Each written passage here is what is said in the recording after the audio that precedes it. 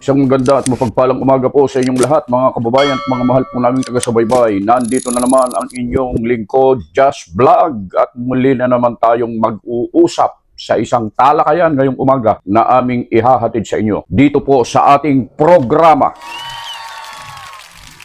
At yun nga po, mayroon tayong mahalagang pag-uusapan ngayon. Bakit nga ba? Trending yun ah. Yung salita na yon, bakit nga ba at you tell me? Napanood nyo po ba yun? Yung Lady Rider, bakit nga ba?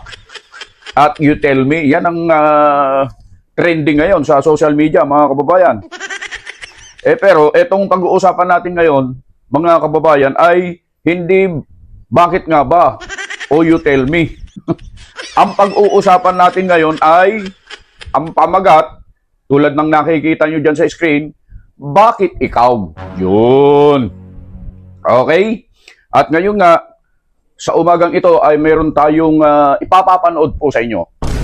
Ito ay isang mahabang video po. Pero dito sa video ito, lahat ng mga issues na ibinabato kay Congressman Rodante Marcoleta sa iisang pagkakataon sa video ito ay masasagot po lahat. Excited na po ba kayo? Pero bago natin panoorin po yan, mga kababayan, bago natin simulan yan, hindi ko nakakalimutan po na bumati sa lahat po ng mga kababayan po natin sa Luzon, Visayas at Mindanao at lahat ng mga kababayan po natin na mga OFW na hindi po nagsasawang sumubaybay, sumuporta at laging nariyan na nanonood po sa atin. Hello po sa inyong lahat.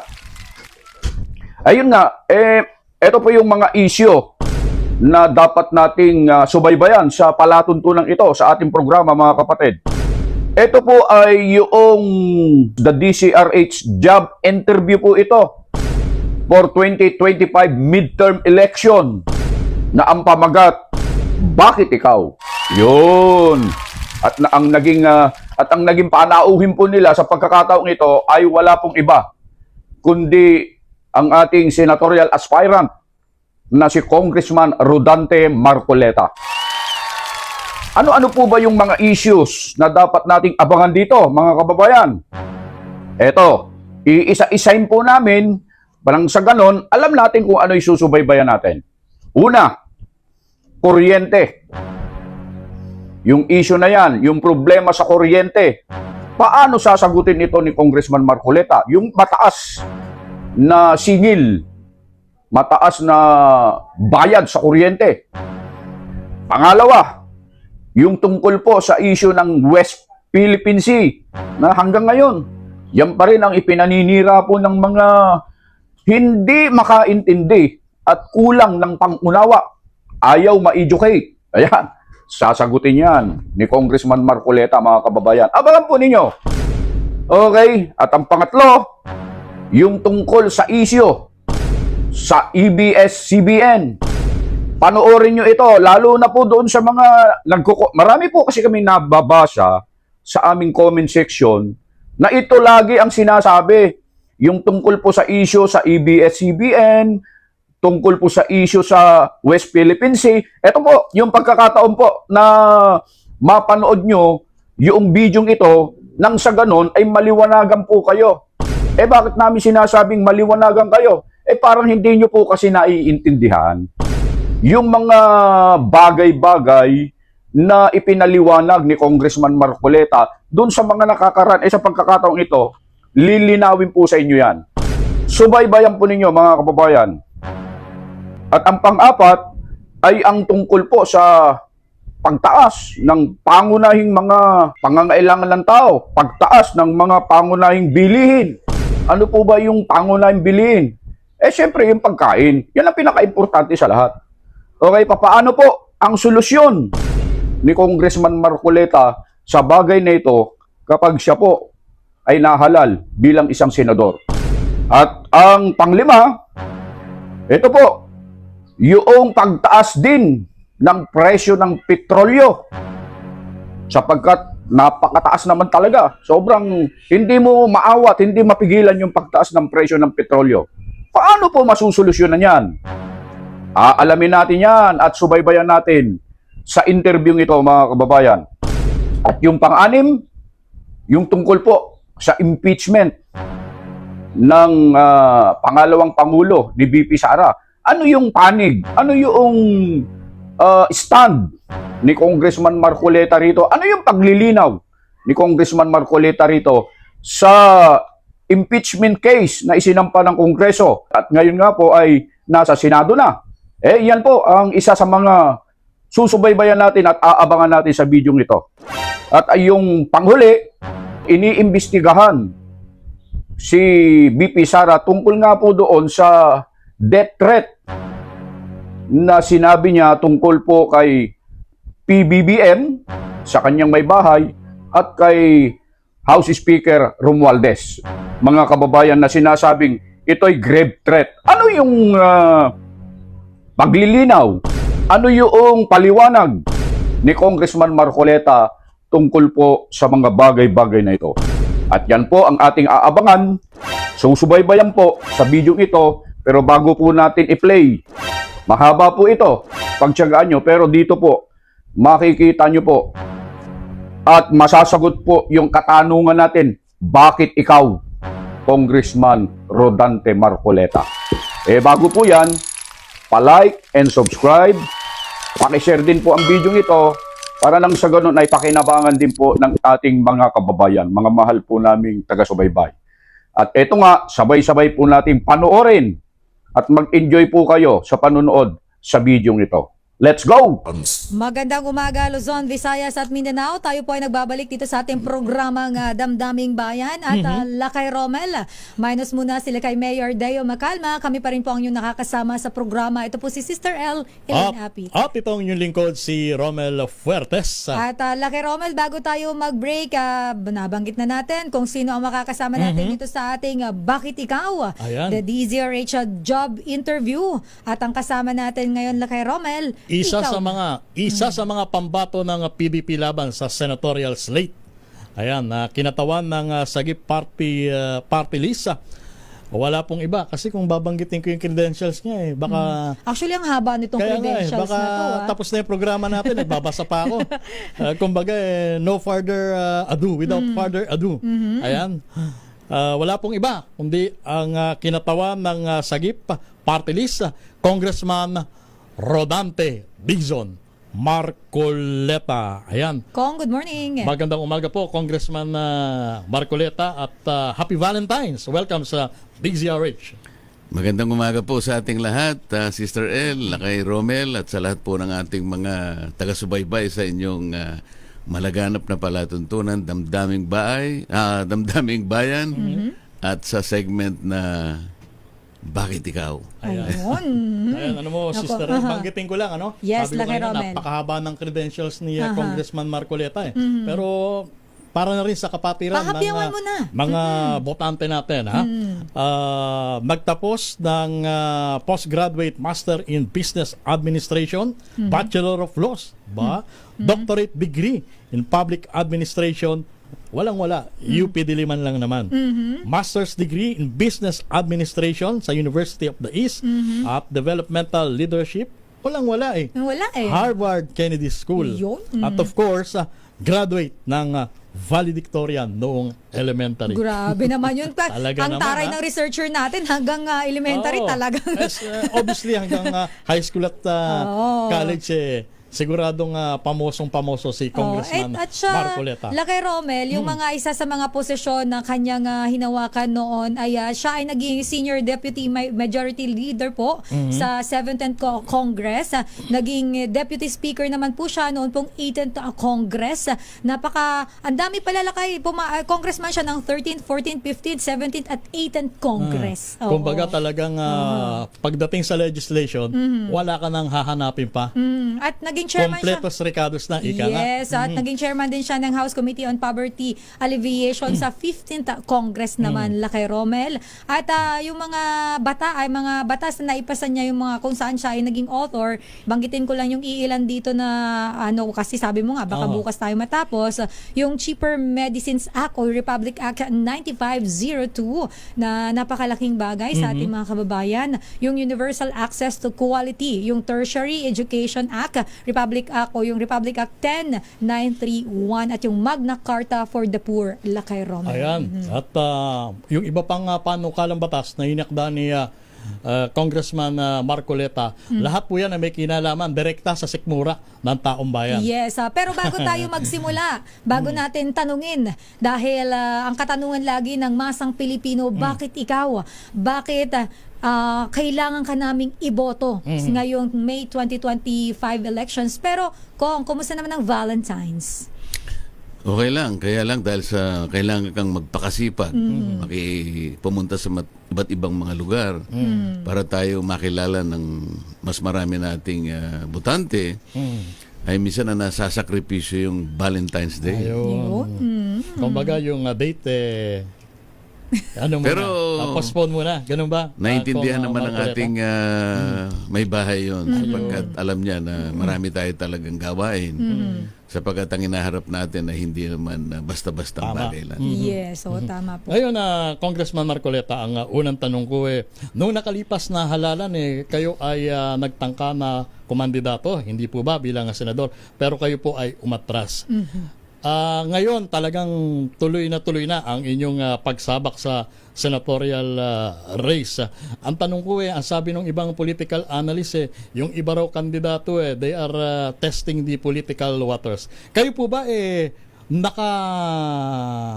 tapos na kayo dun sa stage na yon na nabigyan nyo na ng kumbaga napulsuhan nyo na yung taong bayan at ngayon ay meron na kayong sapat na dahilan para ituloy ang pagkandidato bilang senador, congressman?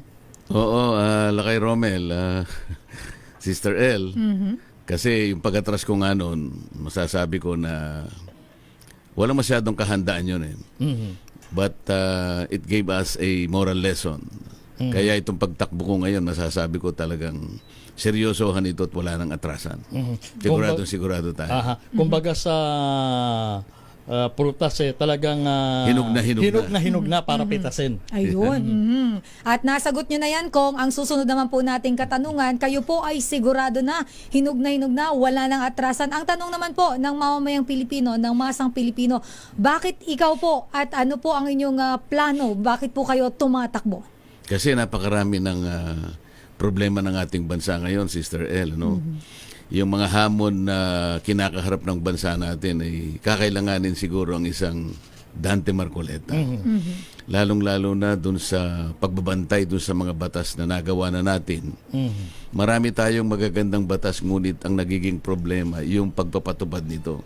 Inaral ko lahat Halimbawa, yung tungkol sa batas ng kuryente, Sister L, baka hindi nyo na masyadong natatandaan ito sapagkat ito ay naging batas 24 na taon nang nakararaan. Ang kanyang pangunahing layunin ay idulot natin ang kuryente sa mamamayang Pilipino sa murang halaga. Siguro kayong dalawa, hindi naman siguro makikipagdebate sa akin kung pag-uusapan na yung taas ng kuryente ngayon sa ating bansa. At kahit saan ako magpunta, ito yung kanilang reklamo. Paano nangyari yun? Paano yung pangunahing layunin ay naging kabaligtaran? Ang totoo niyan, ang singil ng kuryente sa ating bansa ang pinakamataas sa buong Asia. Anong problema? Yung pagpapatupad. Napakarami. Batas sa pagsasaka, napakarami nating batas na magaganda. Ngunit hindi na ipatupad lahat ang magagandang layunin nito. Halimbawa, sabi ng isang batas, kailangan merong guaranteed price ang palay. Hindi nangyari. Kailangan lahat 25% ng loanable bank ng bawat bangko, mapapribado, mapapubliko, ipautang sa mga farmers bilang suporta at sa mga beneficiaries ng agrarian reform. Walang nangyari. Meron pang isang layunin ng batas, pagka ang isang crop ay naitatanim sa ating bansa in sufficient and abundant quantity, huwag tayong mag-import. Bakit? Ang palay ba hindi natin may tatanim in sufficient quantity? Napakalawak ng ating taniman, napaka fertile ng ating lupain. Bakit tayo nag-import? Sa makatwid, hindi natutupad. At sinabi pa sa isang batas, lahat ng kanilang gagamitin kasangkapan, mga equipment, mga machineries, dapat dito na natin minamanufacture. Kaya nga Hindi rin nangyayari. Kaya nga nakapagtataka Congressman Marcoleta sa isang bansa na tulad ng Pilipinas, sa isang agricultural country. Way back, maraming taon na. Yung ibang mga kalapit nating bansa, sila ang kumukuha ng suggestion sa atin Hindi po ba? Totoo yun. Kung papaano sila makakapag-produce ng mas maraming ani. Ngayon, naging baliktad na. Naging baligtad talaga. Pinaaral natin sila at tapos ngayon, tayo na ang nag-i-import. At tayo ang number one importer Tama. ng bigas sa buong daigdig. Ngayon Hindi ba kabaligtaran yan sa layunin ng ngayon ating tayo na ang number one na importer ng bigas. Pero susugan ko lang yung sa kuryente, yung binabanggit nyo, Congressman Marcoleta. Of course, lahat tayo gusto natin mas mababa ang singil sa kuryente. Kaya meron mga nagmumungkahi na ikonsidera yung pagbubukas ng Bataan Nuclear Power Plant. Baka raw ito makatulong. Sa tingin niyo po ba napapanahon na i-consider yung mga ganyang proposal? Alam, matagal pa yun Kasi napakarami pang mga tsetche-buretche na pag-uusapan dyan. Merong political issue dyan.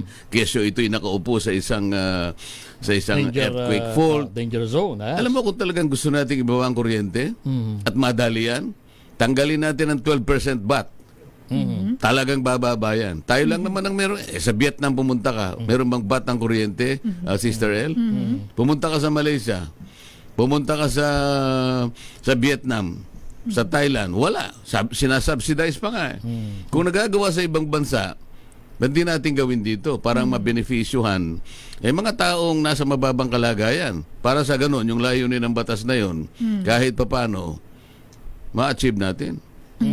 So kung kayo po ay papalarin at mailuklok sa Senado, ito po ang isa sa mga isusulong ninyo, Kong. Among others, sapagkat napakarami kong iniisip. Tingnan mo na lang, Lakay Romel. Pati ba yung ninakaw ng kuryente? Tayong lahat ang magbabayad?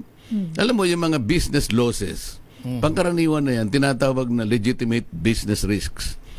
Lahat naman ng negosyo may panganib Lahat ng negosyo, kahit insurance company na tumatakip sa mga risks, sila din kung minsan tumitiklop.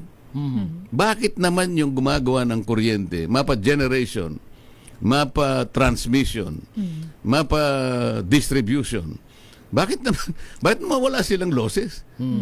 Saan ka naman nakakita ng negosyo? Lahat ng ito'y binabayaran natin. Kaya nga, napakatas ng kuryente. Hindi naman kailangan bayaran yun Ang dami kong gustong gawin para maibaba at talagang ma-achieve natin yung pangunahing layunin ng batas na yan. Ngayon, granted for the sake of argument, Congressman Marcoleta, na alisin natin yung 12% VAT sa kuryente. Ngayon, ang magiging argumento naman ng mga taga-gobyerno, pagka inalis mo yan, mawawala naman ng revenue ang pamahalaan. Problema na nila yon. Kumuha ka sa iba. Bakit? Wala ka bang imagination para hindi ka kumuha ng iba? Kinakailangan mong ibaba nga yung kuryente sapagkat yung pangunahing layunin Ang una kong gustong gawin, kinakailangan ng tuparin natin yung pangunahing layunin. Kapag yung layunin na mismo, kaya natin ginawa yung batas ay hindi tinutupad, bakit pa tayo nagkaroon ng batas? Hindi ba? Umimbento sila ng paraan, umisip sila ng paraan kung saan natin kukunin ang maraming bagay na pantustos ng ating kabuhayan. Pero kinakailangan nating alalahanin yung pangunahing layunin. Ibaba natin sapagat yun ang nakasulat por letra. Alright.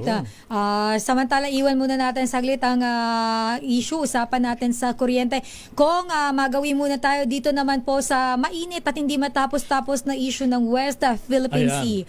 Alam naman po natin na pinag-uusapan po, trending. Hanggang sa ngayon po may mga comment din sa ating YouTube channel at sa ating Facebook page po tungkol po dito. Ano po ang basehan ninyo sa inyong naging pahayag na wala sa map ng Pilipinas yung West Philippine Sea at yun din po ang tanong ng ilan sa ating mga viewers at listeners. Hindi, teka muna.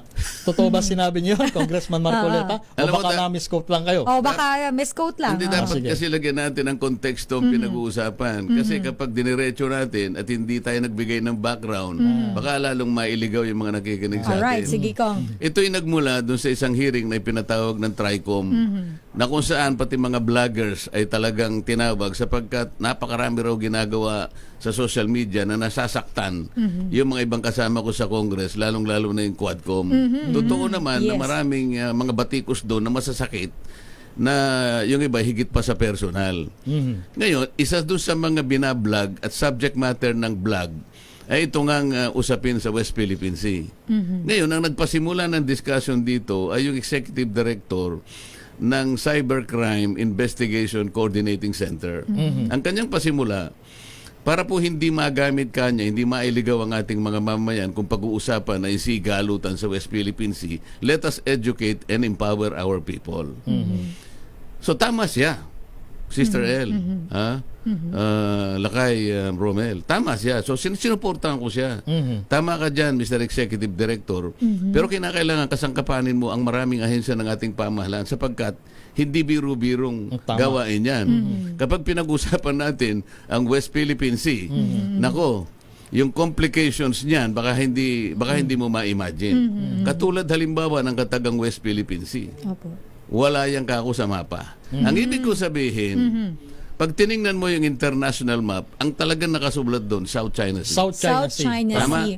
Tama. I-google mo yon South Yes. China Sea. Ngayon, kung ito'y ginagamit ng mga vloggers, pinipilit nilang gamitin South China Sea, baka maguluhan yung ibang mga bansa, yung mga, ano ba yung pinagtatalunan sa Pilipinas? Mag-google ko nga, wala siyang makitang West WPS, Philippine Sea. yes. Eh di ang nangyayari ngayon, napapahiya tayo. Yun naman sinasabi ko na, kasi ang pagkakagawa ng West Philippine Sea, atin lang ito. Tama. Insofar as our domestic law is concerned, tagkakaintindihan tayo lang. But are we not supposed to involve the entire world community? Kailangan maipatala natin, sabi ko, itong West Philippine Sea at may mga proseso kung paano natin maitala sa pandaigdigang talaan ng mga dagat. Hindi ba tama yun? Hindi ka naman pwede ka kung gumawa ng isang kalye, ikaw lang, hindi mo kinoordinate sa barangay o kaya sa munisipyo. Baka mamaya, sila kay Romel, nakasakay ng tricycle, wine-waste niya, yung ginawa mo, Sister L na kalye, hindi niya makikita yun sapagkat hindi nakatala. Ganon din ang panig ng ating mundo. Pero sabi ko, kahit na hindi pa natin pangalanan ngayon, yang sinasabi nating West Philippine Sea, yan ang saklaw ng ating exclusive economic zone. Ayun. Atin talaga yan.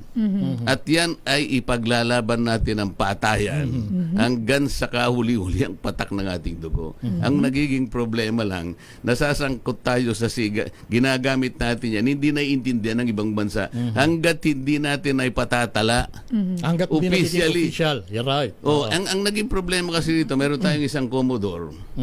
Isip-isipon, dahil lang hindi niya naintindihan siguro yung konteksto ng pinag-uusapan na nasabi kong wala sa mapa ang West Philippine Sea. Tinawag niya akong Ang interpretation niya iba. traitor. Oh. Ay, medyo masakit siyang magsalita. Isip-isipin mo, pinaghalimbawa, ang pangalan niya ay Commodore Tariela. Ang sabi ko sa halimbawa ko, ikaw, Lakay Romel, papayagan mo ba si Sister L? Nadadagdagan niya ng isang kataga yung dictionary. Pupunta siya sa letter T, maglalagay siya ng Tariela. Pagkatapos ang kanyang definition ng Tariela. Tariela, a person who jumps into conclusion without verifying his facts. Of course, hindi ka papayag. Hindi mo tatanggapin yun hindi dahil ikaw ang tatanggapin. gumagawa ng diksyonaryo. Tama. Ikaw ang may-ari ng Merriam-Webster. Ikaw ang may-ari ng Oxford Dictionary. Kumbaga, hindi mo papayagan Hindi mo na... papayagan si Sister M Aha. sapagkat hindi official yon. Maaari mo, siguro, maaari niyang ilapit sa iyo.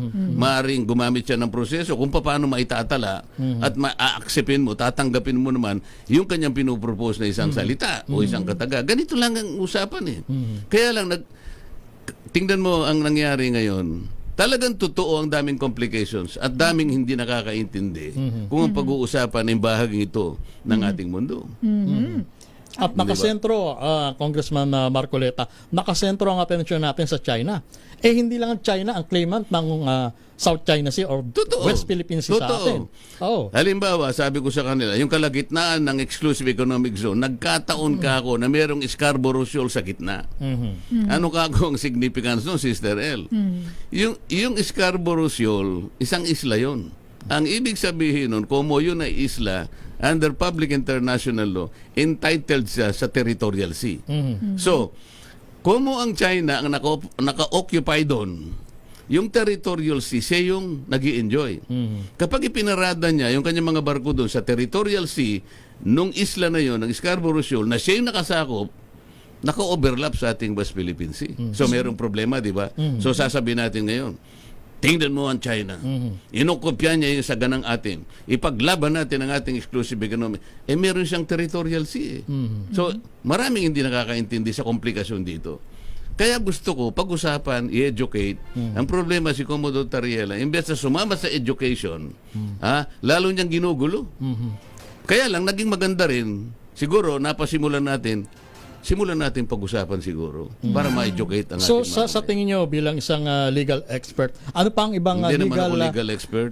ano pa ang iba pang legal remedy para at least hindi tayo basta-basta binubuli ng China? Hindi ba halimbawa, sapat yung UNCLOS, halimbawa. Congressman Marcoleta? Halimbawa, dun sa UNCLOS, sinasabi sa UNCLOS, pag binasa yun ni Commodore Tariela, sasabihin ko na sa kanya, basahin niya yung Section 123. Nakalagay doon na yung South China Sea is a semi-enclosed sea. Ano ang significance nun, Sister L? Pagka semi-enclosed sea, pagka pananagutan ng mga coastal states na magkaroon ng ugnayan sa exploration, exploitation, conservation, reservation, or whatever, mga research, ganyan. So panatilihin nating nakaugnay tayo doon sa sinasabi ng batas. Kasi ito ay, pwede natin sabihin sa China, lahat pala ng coastal states, kailangan tayo mag-usap-usap. Hindi Within tayo our dapat ranks. nag-away-away using the UNCLOS. Ba't di tayo magsimula doon? Ba't di sabihin ni Tariela, yun ang unang gawin natin? Pangalawa, doon sa arbitral award, may sinabi sila doon na yung Scarborough Shoal is a traditional fishing ground. Magsimula tayo doon. Ano ang ibig sabihin ng traditional fishing ground? It is a private right. Even China will recognize that. Ibig sabihin, Even other hindi dapat claimant. mag-away-away ang ating mangingisda if we invoke the traditional fishing right. Kumbaga free zone. Yes. Totoo yun. At sapagkat hindi pinag-uusapan ng territory, madaling pag-usapan yan. Mga living resources lang muna. Magsimula tayo sa isang bagay na pwede nating pagsaluhan. Na pwede nating pagkaintindihan. Hindi kaagad yung territory yung pinag-uusapan, nag-aaway-away kaagad tayo. Why don't we exploit the concept of traditional fishing rights? Doon tayo magsimula. Okay. Napag-uusapan natin medyo mahaba-habang usapin Oo. pagdating itong sa teritoryo na ito, Laki Romel Napaka-komplikado talaga ng usapin na yan, Kong Sister Marcoleta. El. Pero kayo po ay tumatakbo bilang senador at napag-uusapan po, sabi mo nga kanina, ipaglaban natin ng West Philippine Sea hanggang sa huling patak ng ating dugo. Ano po ang inyong stand dito, lalo na po ngayon na patuloy ang bullying na nangyayari dyan po sa pinag-aagawang teritoryo na yan, na sakop ng exclusive economic zone ng Pilipinas. Sa tingin niyo po, ano ba yung mga hakbang bilang kayo po ay mambabatas? Ano po sa tingin po ninyo ang mga kailangan pa natin gawin para somehow malesen na po itong mga nangyayari dyan sa West Philippines? Napakaganda ng tanong mo, Sister El. Akala ko hindi mo itatanong yan. Yan ang inihintay ko kanina pa eh. Alam mo, mag-umpisa tayo doon sa sinasabi ng ating saligang batas na tayo, let us maintain a neutral foreign policy. Sinabi na nga ng Pangulo nung kanyang, natatandaan ko yung unang sona niya, the Philippines is friend to all and foe to none. Ibig sabihin, lahat kaibigan natin at wala tayong kalaban kahit sino. Ngayon, nang dahil doon sa panuntunan na yun at pamantayan ng saligang batas natin, maging kaibigan natin ang lahat ng bansa. Huwag nating i-antagonize ang China. Huwag tayong masyadong makiling sa Amerika to the point na parang ang kalaban natin ang China. Hindi ba natin alam sa ngayon, ang China ang ating largest trading partner? Naungusan niya na ang Japan. Naungusan niya na ang Amerika. Dati, 70 siguro ang Amerika, number one nating trading partner. 80s to early 90s, Japan. Pero sa ngayon po, ang ating largest trading partner, China po eh. Kung kaibiganin natin ang China, wala tayong kalaban. Pati po yung pagtatala ng ating West Philippine Sea, maring mapadali natin. Bakit kamo? Ang tagal na po nating ina-apply po sa proseso ng international law ang pagpapatala ng ating West Philippine Sea. Napakaraming attempts na po. Bakit hindi po natin magawa? Kasi po ang China, nakaupo sa Security Council ng United Nations. Tayo po, wala tayong upuan doon. Pero kung kaibigan natin ang China, kung kaibigan natin, sabi na, kaibigan, sama mo naman yung West Philippines. Sige, total, magkaibigan. Ang dali siguro nating may pakiusap sa pandaigdigang pag-uusap. Ang West Philippines, madali na may patala. Hindi ngayon na pinipilit na tayo lang nakakaalaman. Tayo lang. Pero in the entire world community is doubtful as to whether nasaan ba kayong West Philippines? Pati sila naguguluhan kung nasaan nga ito eh. Yan ang ating gustong mangyari. Obviously, yung kabilang partido, yung administration ticket, ang pinupuna sa inyo, yung grupo niya raw ay pro-China. Ano masasabi niyo dyan, Congressman Marcoleta? Yun ang problema naman nila eh. Isipin mo, sasabihin nila, pinabili lang daw kami ng suka. Akala ko ba ang saligang batas ang tuntunin natin? Sila na rin nagsabi eh. We are friend to all and foe to none. Bakit tayo mag-antagonize ng mga bansa? Ba't hindi natin panatilihin na neutral tayo? Para lahat tayo ay maging kaibigan ng lahat ng bansa. Sabagat pag sinasabi nila ito, paano ako naging pro-China? Paano ako naging pro-China? Sinasabi ko lang na yung West Philippine Sea, yun ang ating exclusive economic zone. At malinaw ang Na inyong... kahit anong mangyari, atin yun. Kaya lang, sa sobra nating pagmamahal sa sarili natin, na hindi pa natin ay patatala, gusto natin, tayo lang ang mag-usap, tayo lang nakakaintindi ng West Philippine Sea. Ayaw nating ipaalam sa kanila sa buong daigdig na West Philippine Sea na yan, nakatala na po yan.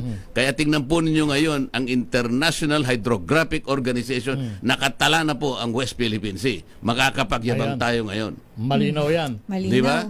Si Congressman Marcoleta ay kabilang sa mga naninindigan na atin ang WPS. Pero Atin lang yan. dapat nating idaan sa Proseso na makilala ng buong daigdig, hindi lang para tayo kumikilala. ma-recognize ng international community. Yes, sir. Alright.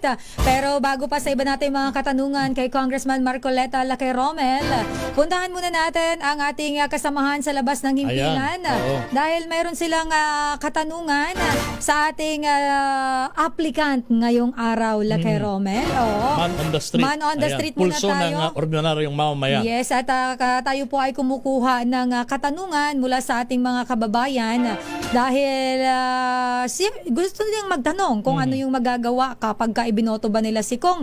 Ano ba ang maaasahan nila kung sakaling malulusot at makakapasok sa Senado. Pero sige, balikan na lang natin dahil mukhang lumabas saglit yung kakausapin natin. Sa ito naman, Lacay Romel, Kong, ang katanungan ko, ito po ay matagal na ang usap-usapan at hanggang sa ngayon po ay hindi pa rin natatapos yung may mga hinanakit. Medyo po masama ang loob doon po sa hindi pagbibigay o yung renewal po ng prangkisa ng ABS-CBN at nawala na nga po yung prangkisa ng tuluyan sa kanila. Marami po tayong mga kababayan ang nagsasabi na nawalan sila ng hanap buhay dahil sa inyo. Naniniwala ba kayo na mabibigyan pa ng prangkisa ang ABS-CBN in the future? At yung mga kababayan po natin na dahil daw po sa inyo nawalan sila ng trabaho, ano po ang inyong komento rito? Yung tungkol sa ABS-CBN, palagay ko yun ay ating nalampasan na. Ang kauna-unahang kasing issue doon dahil sa napakarami niyang paglabag, hindi lamang yung sarili niyang prangkisa eh. Sa totoo lang, yung prangkisa niya, nilabag niya eh. Kasi yung kanyang prangkisa is free to air. Kahit sa free to air, marami siyang advertisements na nakukuha. Bilyon-bilyon ang kinikita niya. Pero sa kabila ng kanyang napakaraming kinikita sa advertisements, kailangan pa niyang magbenta ng black box. Ibig sabihin nun, pinababayad pa niya yung contents para lang mapanood sila ng ating kababayan. Ipinaglaban ko ating kababayan. Kagaya ngayon, nakakapanood sila ng ABS-CBN pero libre na eh. Wala na yung black box eh.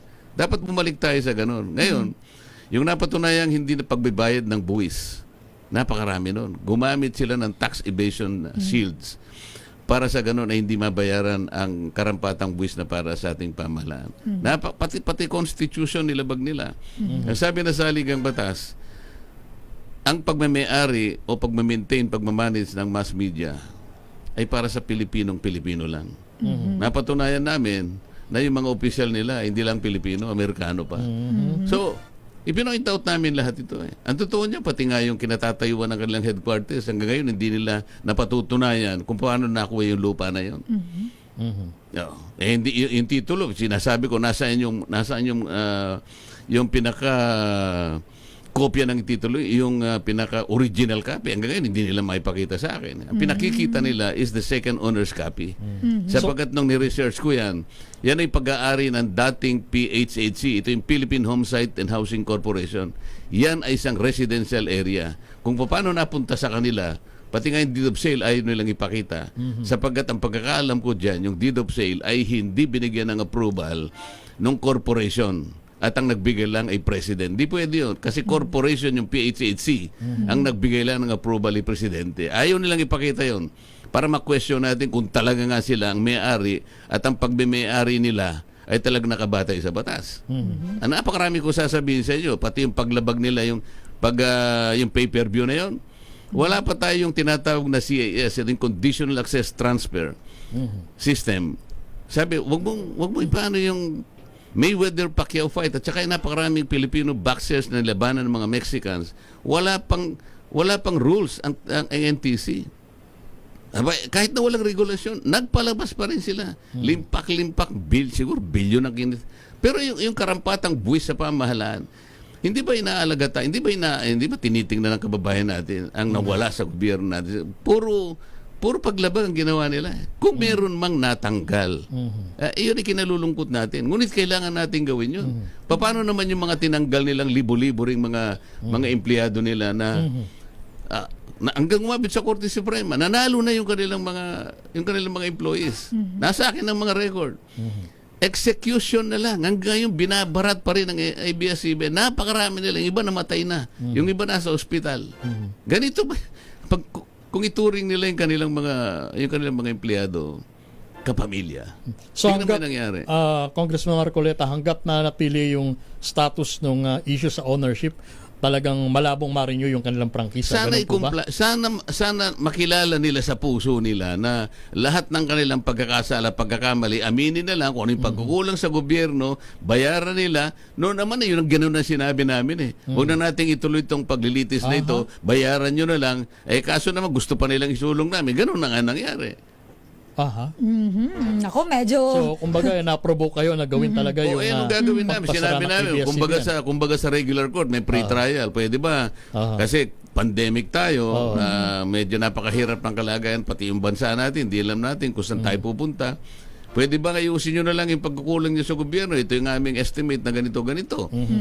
O hindi po, ilalaban na lang namin. Sige, akala nila wala naman akong ebidensya. Nakita naman nyo kung ano nangyari. Siguro sabi nila, 34 na truck ang mga abogado nila. Nag-iisa lang naman yan. Sige, tingnan natin kung talagang kaya niya. So somehow along the way, nagkaroon pala ng parang amicable settlement. At least, kahit hindi formal, sinasabi ko sa kanila, ang kalagayan natin, kawawa ang bansa natin, pwede ba natin ayusin na lang para kung ano man yung nakikita namin pagkukulang ninyo, ano nyo na lang. Kaso matatag sila na wala kaming kasalanan. Hindi naman ako papayag. Sasabihin lang, kinakailangan nyo munang i-prove kami na guilty. We're supposed to be assumed innocent until proven otherwise. Ayun. At puntahan na muna Ayan, natin, andito iwanan na. muna natin itong Yung, issue na to. Puntahan man on the natin street ang ating natin. man on the street, Lakay Romel. Ayan. Isa sa ating mga kababayan ay may katanungan kay Congressman Rodante Marcoleta na tumatakbo pong Senador RH29 Boy Gonzales. Boy. Sister El Lakay Romel at Congressman Marcoleta, magandang umaga po at katabi ko si Nanay Alma. Mukhang nakasimangot Nakasimangot dahil sa kabibili niya lang sa palengke at may katanungan siya kay si Nanay Alma. Sige po. Okay. Nanay Alma, magandang umaga. Pag kayo po ay nanalo, anong maitutulong namin sa mga mahihirap? na gaya niyan, ang mahal ng mga bilhin, kuryente, tubig, yung mga bilhin, bigas, lahat, mahal ang... Ba binili nyo? Eto, yung mga panahog, tsaka, Po yan. ito lang, 150 na, si Charon. Ito, 50. Mm. Tapos yung munggo, 70. Ano po lahat? Alagang 700, yung panahog pa. Congressman, may katanungan si Nanay Alma. Okay, Kong. Kaya nga po, Aling Alma, gusto kong tumakbo at manalong isang senador sapagkat yun po yung aking gustong i-address. Yung pong napakamahal na bilihin ng pangunahing gamit ng ating mga mamamayan, lalo na po yung pagkain. Sapagkat po, humirap po yung ating bansa ngayon. Halos 75% po ng ating populasyon ngayon, Aling Alma, ay nagsabing sila ay mahirap. Ito po ay nangyari halos in 21 years. Ngayon lang po nagsabi sila na 75% po ng ating mga mamamayan ang feeling po nila ay mahirap. Siguro kasama na po kayo dyan ngayon sapagkat nagkukomplain na kayo sa hirap po ng bilihin ngayon, sa mahal. Totoo po yan. Kailangan po natin talagang i-address yan. Ang isa po sa paraan, yung pong katiwalian at saka corruption po ay kailangan nating masawata. Kasi po pagka yung corruption ay ganyan nakataas, yung 30% po na ginagamit sana natin para sa mahirap, yung pantulong sa public education, sa public health, sa public safety, lahat po, lalo na po yung pangkalusugan at saka yung edukasyon, para sa inyo po yun. Yung 30% po napupunta lang sa bulsa na kung sino-sino. Tingnan po ninyo yung mga nahalal na mga senador na pabalik-balik na lang. Itanong po ninyo sa sarili nyo, ilang pong beses na po silang ibinalik ninyo sa Senado? Bakit ganito pa rin po ang kalagayan ng ating bansa?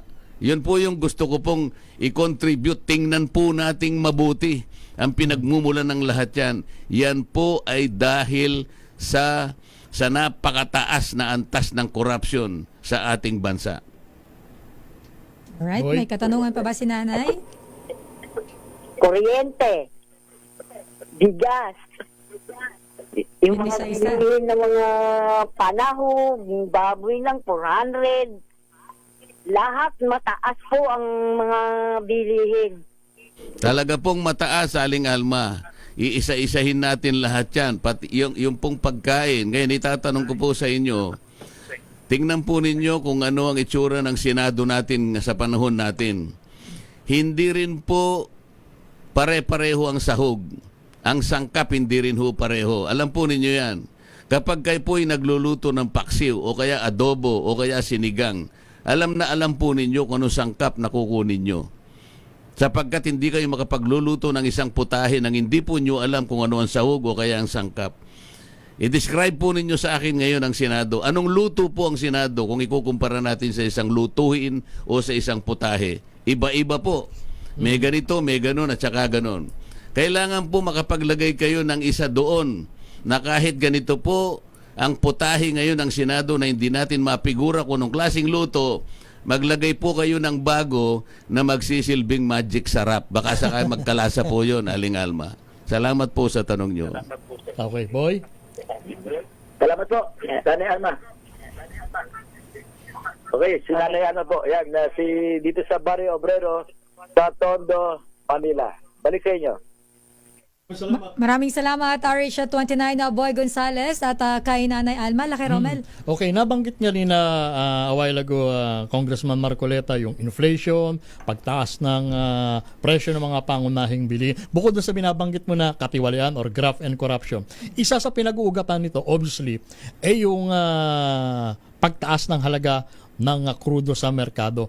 Kung halimbawa kayo po ay mahalal bilang senador, marami ang nagsasabi na dapat amyandahan natin yung oil deregulation law. Sa tingin niyo po ba kung kayo ipapala rin kabilang yan sa inyong isusulong? Ang totoo niyan, isa yun sa aking mga panukalang batas na hindi nga na-take up sapagkat lahat ng panahon at resources ibinigay sa Quadcom. Ganun po ba? Alam mo, petrolyo, gusto natin. Kasi ang problema, wala kasi tayong langis talaga. Hindi kagaya ng ibang bansa na talaga nagkaswerte na talaga may langis. Tayo wala talaga. Kumbaga, wala tayong ibang option kundi Pero mag-angkat. ang nangyari, kaya lalong tumaas po yung kuryente. Kasi po, ang isa sa panggatong ng kuryente, hindi lang coal, kung hindi yung diesel. At lahat ng ito'y imported. Ngayon, nilagyan pa naman ng excise tax ang petroleum. Ngayon, tinaasan mo yung excise tax, gagamitin na panggatong sa generation, lalong tumaas ang kuryente. E di tanggalin natin yung excise tax. Sinasabi ko nga sa iyo kanina, tanggalin natin yung 12% VAT sa kuryente, tanggalin natin ang excise tax. Bahala na silang humanap ng ibang kukunin. Bakit kasi nagkakabakli-bakli na yung backbone ng ating mga kababayan, tayo pa rin ang palaging nagagatasan na lang sa pagano. Umanap tayo ng ibang paraan. Hindi yung mahirap ang palagi na lang nahihirapan. Speaking of ibang paraan, may proposal na reactivate or buhayin yung Oil Price Stabilization Fund. Siguro hindi yun ang mabisang paraan sapagkat nakita ko meron downside din yun. Umisip tayo sapagkat ako marami akong panukalang batas na baka hindi ninyo alam, Sister L, ang aking panukalang batas na naihain dito sa 19 Congress lang, 10 power bills. Lahat ng ito ay sang-ayon sa aking kagustuhan na maibaba natin ang presyo ng kuryente. Lakay Romel, meron pang kasamang, may matching 12 resolutions pa ito. Pero sabi ko nga sa iyo, puro Quadcom na lang ang nabigyan ng panahon. ng resources. Talaga palang meron kayong unfinished business na dapat nyong ma-accomplish sa susunod na kongreso. 306 kami mahigit doon. Yun lamang meeting rooms, wala pa yata 50, mag-aaway kayo kung sinong mauunang gumamit noon. Puro Quadcom na lang pinagbigyan. Paano naman yung magagandang batas na gusto kong isulong sapagkat ang layunin ay makabubuti sa ating lahat? Alright. Parang medyo umiinit tayo dito sa ating talakayan. Pero ito, Lakay Romel Kong, ito ay kukunin lang namin ang iyong posisyon dito po sa issue na ito. Yung impeachment po kay Vice President Sara Duterte Carpio. Lalong iinit ang diskusyon natin, Congressman. Anong gusto mong issue doon? Yung impeachment? Ang iyong posisyon po tungkol doon sa impeachment at yung sinasabi po na yung yung pong rekomendasyon na sampahan siya ng inciting to sedition at grave threats po. At according po sa NBI ay ito ay kanila napag-aralan at kanila po ito talagang 6 na abogado po ang nag-aral dito para po i-rekomenda. Ito pong ibinigay nilang rekomendasyon ngayon na kasuhan po si Vice At merong President. nagmumungkahi, Congressman Marcoleta, na sa halip na sumailalim si Vice President Sara Duterte sa impeachment, bakit hindi na lang siya mag-resign? Kasi pagka siya po ay na-impeach, maaaring hindi na siya makatakbo sa susunod na eleksyon. Ano po masasabi niyo ron, Congressman Marcoleta? Bakit? May impeach ba siya? Hindi, na-impeach na siya. Ibig mo sa sabihin, Kongreso. ang Sa ibig Senado mo sabihin, sa Senado, ibig mo sabihin, makukonvict siya? Hindi, assuming Paano sila nakakasiguro na makukonvict nila? Kaya ako, hindi ako bumoto ron Sapagkat unang-una, alam ko wala namang batayan yun Party ako nung kanilang pagsusuri doon sa tinatawag nilang confidential funds. Bakit naman sa dami ng mga hensya ng ating pamahalaan, Sister L, Lakay Romel, nakita ko there are about 400 agencies of government who are beneficiaries of confidential funds and were also notified by the Commission on Audit to submit some reports in order to comply with some requirements. Bakit lang tinarget mo ang OBP, Sister L? Hindi ko pa pwede kong sabihin at saka ni Ka Romel na bakit ka naman ganyan? Paano natin mapapatunayan ang ginagawa natin ay talagang para sa kinabukasan ng ating bansa? Magsusuri pala tayo ng kaayusan ng paggamit ng confidential funds. 400 ito bakit naman ito lang ang tinarget mo? Hindi ka ba namumulitikan yan? Actually, tinanong ko sa kanila, ayaw nila ako sagutin. Imbes na sagutin nila ako, yung kinakain kong hopya, inagaw pa sa akin. Ayaw naman nilang makipagdebate. Pangalawa, sabi ko, tayo ba talaga ang may karapatang magsuri ng mga papeles, ng mga reports, na ngayon ay sinusuri pa ng Commission on Audit? Hindi ba natin inagaw ang tuntunin, ang tungkulin, ang mandato ng COA na sila lamang ang mag-audit sang-ayon sa ating saligang batas? Ayaw nila akong sagutin. Ninaaway lang ako. Kilala mo naman kung sino nang-aaway sa akin.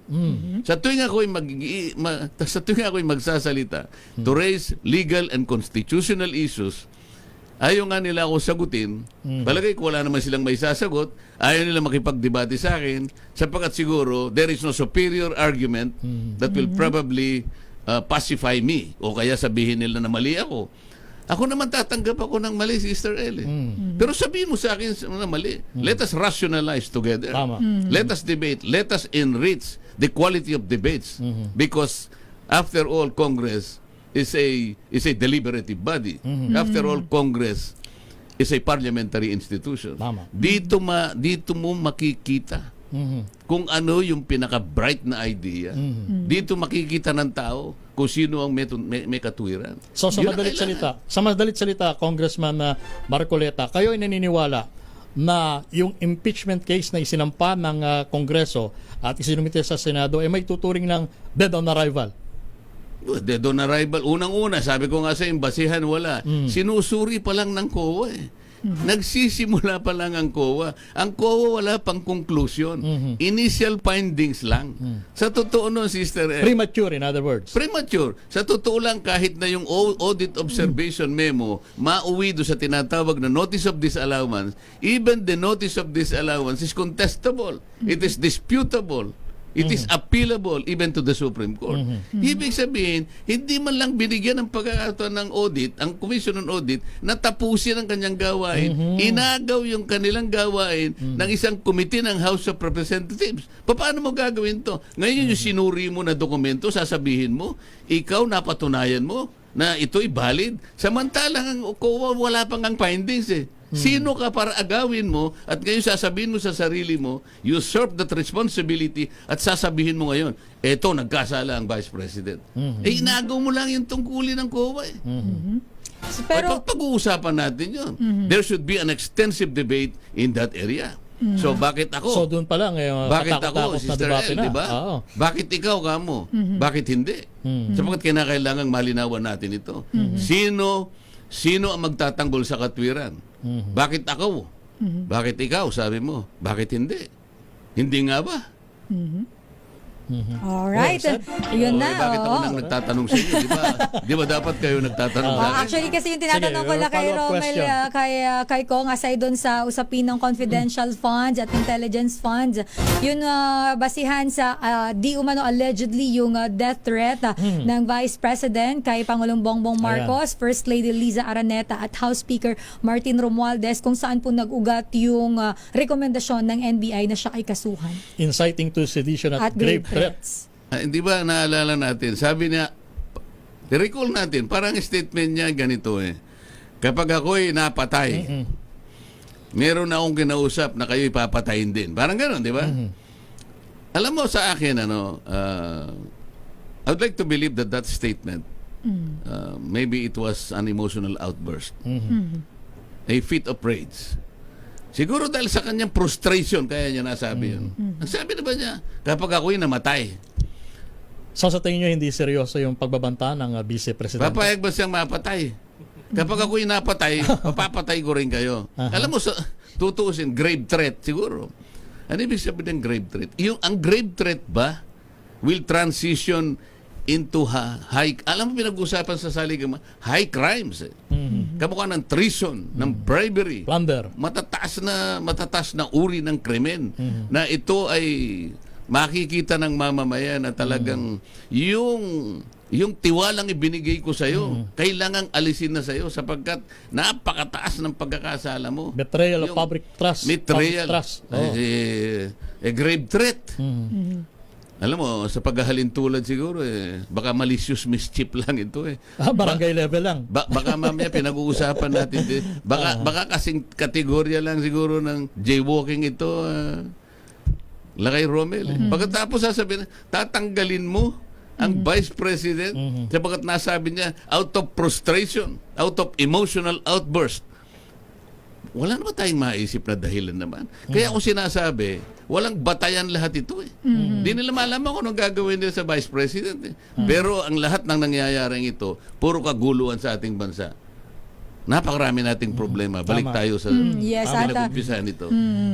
Ito, si Aling Alma na nagtanong ngayon, valid lahat yun. Ang kanyang katanungan sapagkat kinakailangan naman magkaroon tayo ng buhay naman na masasabi natin. Na ang isa bang mahirap, Lakay? Papayag ba siya na hindi mag-graduate? Ano man ang mangyari sa buhay niya? Palagay mo ba walang dignidad ang mahirap? At some point in his life, gusto niya na makahulog po siya sa gapos ng kahirapan. Naniniwala ako doon. Sigurado walang tututol or walang mag-argue dun sa binanggit nyo na itong impeachment complaint, ito napaka-divisive. Magkakawatak-watak tayo rito eh. Yes. Yes, sir. Sakaling umakyat na nga sa Senado, sakaling matuloy, wag naman sana, sabi ni Congressman Marcoleta, wala nang ibang atupagin ng gobyerno, kundi itong impeachment na lang. Pero Hindi po ba? itutuloy nila yan. Opo, Hindi opo. ba? Pero ito na naman ang legal issue dito, Sister L. Ang impeachment, at na-impeach na nga siya, Sa Kongreso, is the handiwork of the 19th Congress. Pero alam mo, sapagkat the 19th Congress will end Yes. on June 30, hindi siya matatapos, di ba? Kasi mga administrative procedures lamang dyan, aabot na ng June Tama. 30. Sa makatwid, maaari lang iniisip ngayon, ito'y pwedeng buhayin sa sa susunod na 20th Congress. Legal issue to. Legal issue to. Mahaba pang, Mahabang debate. proseso. O pwede ba, yung impeachment na gagagawan ng naunang Kongreso, pwede mo siyang buhayin sa susunod na Iakyat Kongreso? na Kongreso. Hindi. Susunod na Kongreso. Kailangan tayo magdebate dyan, Sister L.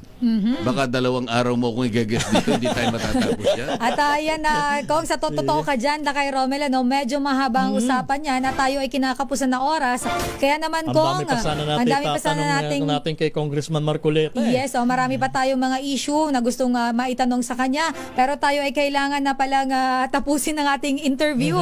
Pero ito, Kong, Sige po. ang tanong po ulit ng masang Pilipino, bakit ikaw ang kailangang iboto at bakit ikaw ay kailangang maupo sa Senado? Nasa inyong pagkakataon po, Congressman Marcoleta, na kausapin ng taong bayan. Go ahead, Congressman. Dapat ako talaga, Sister L, at saka Lakay Romel, sapagkat napakarami ko pong nakikitang problema ng ating bansa na ako po'y higit na makatutulong para ito'y ating malunasan. Maresolba po natin. Maring unti-unti po, ngunit kinakailangan po nating maglagay ng isang tao na nakakaalam ng pamamaraan na itong mga problema po natin ay maisantabi natin sa lalong madaling panahon. Maaari pong unti-unti, wag po kayong mawala ng pag-asa, pero sa unti-unti po yan, kung tuloy-tuloy naman, may aasahan po tayo. Ilagay po niyo ako na magic sarap sa Senado. Kahit sa ngayon po ay balibaligtad po yung yung sangkap at mga sahog. Sapagkat mula dun sa lasa na inyong ibibigay, doon po magmumula ang pag-asa. Ayun. Right. Maraming salamat. Parang kakaiba yung magic sarap no? Pero maraming salamat po, Congressman Rodante Marcoleta, tumatakbong senadora ngayong May 2025 elections. Maraming salamat po. At good luck, Congressman po. Marcoleta. At thank you po for being here. So, yun po mga kababayan. Sana po ay naliwanagan po kayo sa lahat po ng issues na binanggit namin kanina bago tayo magsimula. Ay inisa-isa po yan na itanong kay Congressman Marcoleta.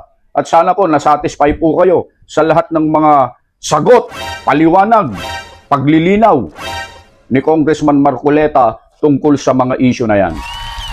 At yung sa tanong, sa huli, bakit ikaw? Bakit si Congressman Marcoleta? Mga kababayan, isa lang yung masasabi po namin sa inyo. Katulad nga po ng sinabi niya kanina, uulitin lang po namin mga kababayan. Sari-sari po ang luto sa Senado. Iba't iba ang sahog. Hindi maintindihan. Okay? Gusto natin na medyo sumarap. Ang luto sa Senado, ilagay natin si Congressman Marcoleta bilang magic sarap para magkalasa po ang Senado. Ayun. O isa po yan sa mga panuntunan ng pagpili ng isang magiging senador sa ating bansa, mga kababayan. Dapat talaga abogado. Number 1 po yan, abogado. Kasi sila po nakakaalam ng tungkol sa mga bagay-bagay. Malawak ang kaalaman, matapang, may paninindigan, may prinsipyo, hindi kurap. Sino yan? Si Congressman Marcoleta po. Kaya suportahan natin, ikampanya pa natin, tulungan po natin siya mga kababayan po namin. Hanggang dito na lamang po ang aming maibabahagi po sa inyo. At muli po, mga kababayan at mga mahal po naming taga-subaybay, kami po ay bumabati sa inyo ng isang magandang araw at lagi naming sinasabi, mag-iingat po kayo sa inyong mga paggawa.